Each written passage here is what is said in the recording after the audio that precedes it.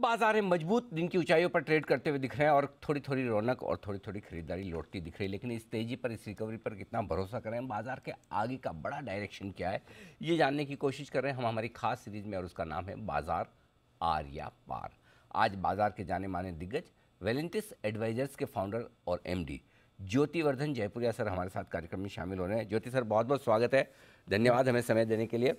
सबसे पहले बाजार के डायरेक्शन पर ही एक राय आपसे, क्या ये मानना ठीक है कि सर जो लोज बने हैं पिछले महीने में 15,200 के आसपास निफ्टी के, 32,000 के आसपास बैंक निफ्टी के, हम आसानी से नहीं तोड़ेंगे, एक अच्छा बेस या बॉटम बन चुका है, ये कंफर्ट कॉन्फिडेंस लेना ठीक है या थोड़ी जल्दबाजी?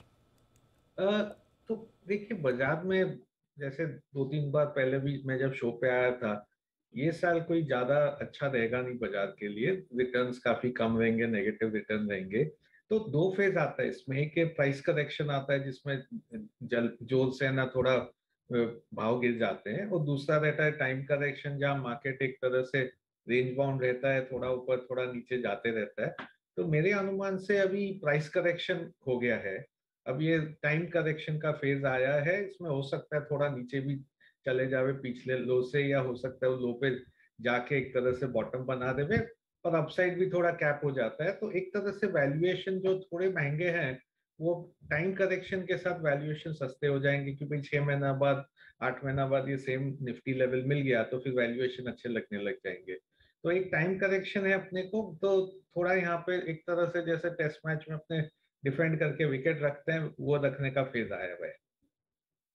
याद मत दिलाओ सर, मतलब अब आज फिर देखना है, हाँ, मतलब कितने 120 रन नहीं बनाने 120। अब हाँ, इंग्लैंड को हाँ, सर। अभी तो बहुत सर कम दो है। जो और जोनी दोनों लग गए, जो रूट और जोनी बेयरस्टो सर, आउट तो करवाओ चेंज ही उनको। कर दिया उन्होंने मतलब अब। एक बार तो ऐसा लगा कि हमारा काम हो गया है, आराम से। 107 पे 2 विकेट, 110 पे तीसरा। हाँ।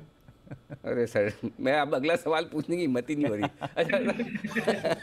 अच्छा सर बताएं, आपने जवाब क्या दिया था सर कि मतलब रेंज बाउंड रहेगा, मार्केट हाँ, ऊपर नीचे होगा, इस साल पैसा बनाना मुश्किल है, राइट सर? हाँ। अच्छा सर, अच्छा होगा तो क्या अच्छा हो सकता है ये बताइए। हाँ, तो देखिए सबसे पहले जो अच्छा चीज है मेरे हिसाब से, आज के दिन सब फोकस है इन्फ्लेशन पे। इन्फ्लेशन बहुत ऊपर है, ऊपर जाते जा रहा है। तो मेरे हिसाब से इन्फ्लेशन पीक हो गया है। एक तरह से जो है ना, 8, 8.5 यूएस में आया, 3 महीना 4 महीना बाद मेरे हिसाब से ये 5% हो जाएगा। तो 250-300 बेसिस पॉइंट का कमी आ जाएगा इन्फ्लेशन में। और ये अभी थोड़ा कंट्रोवर्शियल कॉल है, आज के दिन कोई इतना कॉल ले नहीं रहा है। तो 2-3 कारण है इसके। अभी अपने देखे, सबसे पहले एक कारण था कि है ना, सप्लाई चेन है वो काफी जैम हो गया था, एक तरह से चाइना भी है ना बंद हो गया था कोविड जीरो के चक्कर में। तो अब ये सप्लाई चेन थोड़ा ईज हो रहा है, तो यहाँ पे मूवमेंट चालू हो गया है। दूसरा, यदि अपने देखे तो काफी कमोडिटी प्राइस नीचे आना चालू हो गया है। यदि अपने है ना वीट का दाम देखे तो काफी नीचे आ गया है, स्टील के भाव नीचे आ गए हैं, जो ओशन फ्रेट्स है ना, वो भी नीचे आ गए हैं। तो एक सीआरबी इंडेक्स है जो कमोडिटीज को मेजर करता है, वो नीचे आना चालू हो गया है।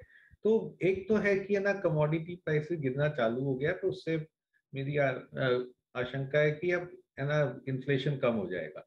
दूसरा, इकोनॉमी थोड़ा स्लो हो रहा है, ज्यादा स्लो नहीं हो रहा है, अपने को ज्यादा स्लो नहीं चाहिए, पर थोड़ा पीक से स्लो हो रहा है। तो उसके कारण भी थोड़ा इन्फ्लेशनरी प्रेशर कम हो जाएगा। तो यदि 2-3 महीना बाद, 4 महीना बाद इन्फ्लेशन नीचे आने लग जाता है, और मैं नहीं बोल रहा इन्फ्लेशन 2% आ जाएगा, पर यदि है ना ऊपर से नीचे भी आने लगता है, तो मार्केट के लिए एक राहत मिल जाएगा। जो फेड का रेट हाइक है वो भी थोड़ा धीरे होने लग जाएगा, और फिर लोग का टेंशन चला जाएगा। फेड अब है ना पॉज कर सकता है कि रेट हाइक अब खत्म हो सकता है। तो वो एक है ना काफी महत्वपूर्ण पॉजिटिव आना चाहिए अगले 3-4 महीने में। दूसरा है वैल्यूएशन। तो वैल्यूएशन काफी महंगे थे। अपने जब 6 महीना पहले बात किए थे, मेरा तो पूरा डर वैल्यूएशन पे था। तो वैल्यूएशन रिलेटिवली थोड़े सस्ते हो गए हैं, अभी भी कोई कंफर्ट जोन में नहीं है। और एक महत्वपूर्ण कारण है कि वैल्यूएशन सस्ते नहीं हुए हैं, वो अर्निंग्स। तो अर्निंग्स हो रहा है, अर्निंग्स डाउनग्रेड हो रहा है। ये जून क्वार्टर का जो रिजल्ट आएगा उसमें टॉप लाइन अच्छा रहेगा, तो मार्जिन प्रेशर काफी है। तो मार्जिन प्रेशर के कारण अर्निंग्स कट हो रहे हैं अभी। 2-3 दिन पहले जो सरकार ने किया, ये विंडफॉल टैक्स लगा दिया, उसके कारण अर्निंग्स कट हो गए, क्योंकि दो बड़े बड़े कंपनी है जो निफ्टी में, उनके अर्निंग्स काफी कट हो गए। तो ये 2-3 कारण से अर्निंग्स कट हो रहा है, इसलिए वैल्यूएशन इतना सस्ता नहीं हुआ जितना हो जाता यदि वैल्यूएशन रेंज बाउंड रहता। तो है ना, वैल्यूएशन कम हो गए हैं, थोड़ा कंफर्ट जोन के आसपास आ रहे हैं। और ये जैसे मैंने कहा 3-4 महीना 5 महीना यदि रेंज बाउंड मार्केट रहता है तो वैल्यूएशन अच्छे हो जाएंगे। अच्छी बात है कि कम से कम कमाई थोड़ी बढ़िया हो और या भाव ना बढ़े, तो आपको वैल्यूएशन आकर्षक दिखेंगे। अब सर देखिए, जो प्रॉब्लम आप भी बता रहे हैं ज़्यादातर बाहर की है, ग्लोबल इश्यूज़ हैं जिसकी वजह से हम भी जूझ रहे हैं, तो ऐसे में कहाँ निवेश के मौके बनेंगे, ये ज़रा बताइए सर। अ, हाँ, यहाँ पे 2-3 चीज देखना चाहिए कि एक तो इंडिया में प्रॉब्लम थोड़ा कम है। मैं तो 30-35 साल से मार्केट में है, और अपने को अभी है ना, यूएस का इन्फ्लेशन इंडिया इन्फ्लेशन से ज्यादा है। अपने को हिस्टोरिकली आदत है कि भाई वहाँ इन्फ्लेशन होता है, इंडिया में 5% एक्स्ट्रा इन्फ्लेशन होता है तो 5% रूपी डिप्रिशिएट हो जाएगा। आज के दिन इंडिया इन्फ्लेशन यूएस इन्फ्लेशन से कम है, सो एक तरह से जो दिक्कत है वो इंडिया में शायद कम है। अपना इकोनॉमी भी थोड़ा स्लो होएगा, यहाँ पे भी मार्जिन प्रेशर आएंगे। पर बेसिकली दो चीज देखने का है, तो हम लोग 2-3 सेक्टर को ध्यान दे रहे हैं। एक तो बैंक्स है, जो पिछली बार भी मैंने बात किया था बैंक्स पे, तो इसमें काफी क्लीन अप हो गया है। बैंक्स में क्लीन अप हो गया है, और एक तरह से इन्फ्लेशन उनके लिए बेनिफिशियल हो जाता है, क्योंकि जैसे इन्फ्लेशन बढ़ता है वर्किंग कैपिटल बढ़ जाता है, तो क्रेडिट ग्रोथ बढ़ जाता है बैंक्स का। राइजिंग इंटरेस्ट रेट में उनको है ना इनिशियली मार्जिन इंक्रीज आ जाता है, क्योंकि डिपॉजिट पे उन लोग इंटरेस्ट रेट बढ़ाते नहीं है, लोन्स पे जल्दी से बढ़ जाता है। काफी क्लीन अप हो गया तो एनपीएल प्रेशर कम हो जाएगा। तो बैंक्स एक जगह है जहाँ पे है ना ज्यादा परफॉर्मेंस भी नहीं आया ये सेक्टर में, तो बैंक्स अच्छा लगता है। दूसरा है ऑटो, जो पिछली बार भी मैंने जिक्र किया था कि ऑटो 4-5 साल से एक तरह से साइकिल कम था।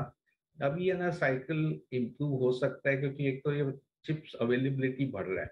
तो यदि अपने चिप का अवेलेबिलिटी देखे काफी बढ़ रहा है, सेमीकंडक्टर का थोड़ा डिमांड कम होने से, थोड़ा प्रोडक्शन बढ़ने से सेमीकंडक्टर बढ़ रहा है, तो उसके कारण वॉल्यूम बढ़ेगा। दूसरा स्टील प्राइस घट गया है।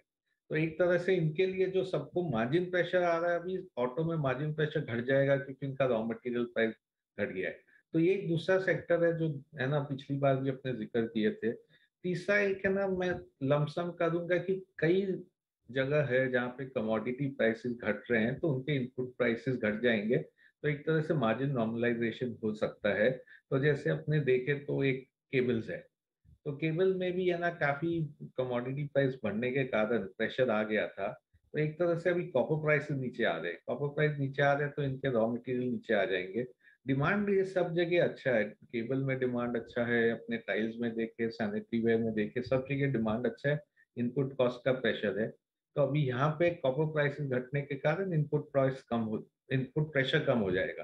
तो लोग को यही देखना चाहिए कि ये सब चीज जब खराब रिजल्ट आएंगे जून में, उस टाइम पे लेना है, क्योंकि फ्यूचर आउटलुक अच्छा हो जाएगा। परफेक्ट है।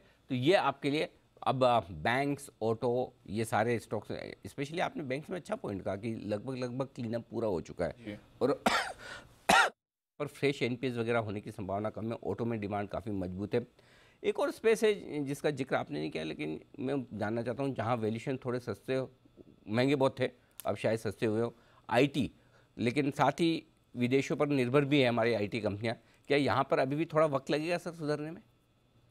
तो आईटी में हम लोग थोड़ा मार्जिन पे खरीद रहे हैं आईटी को, क्योंकि हम लोग काफी नेगेटिव थे 6-8 महीना पहले, उसमें वैल्यूएशन बहुत महंगा था। तो आईटी देखिए, मैं इसे ऐसे देखता हूँ कि अगले 10 साल भी अच्छा सेक्टर है जहाँ ग्रोथ आते रहेगा, फ्री कैश फ्लो आता है, कंपनीज के कॉर्पोरेट गवर्नेंस अच्छे है। पर एक कोई बड़ा उछाल नहीं आएगा अर्निंग्स में। एक स्टेडी अर्निंग ग्रोथ की कंपनी है, जहाँ स्टेडी अर्निंग ग्रोथ है, फ्री कैश फ्लो आते रहते हैं।